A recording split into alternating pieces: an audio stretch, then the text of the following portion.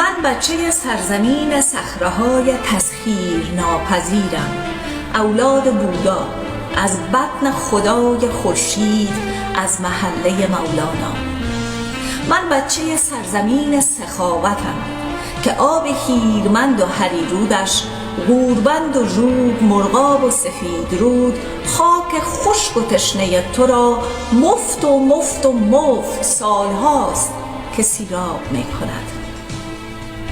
من اسطوره شعر فردوسیم، قهرمان شاهنامه، همان قرآن تو، دختر شاه کابل، دلداده زال و مادر رستم، تهمینه مادر سهراب که هویت تو را برای فخر فروشی آفرید.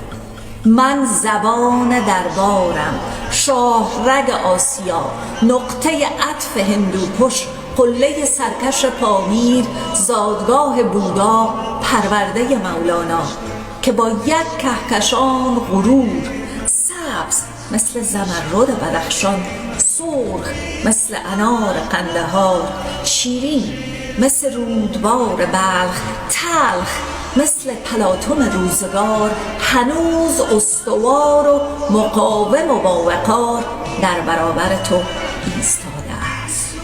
حال تو بگو، تو بچه کجایی و هویتت را از کجا و عاریه گرفتی؟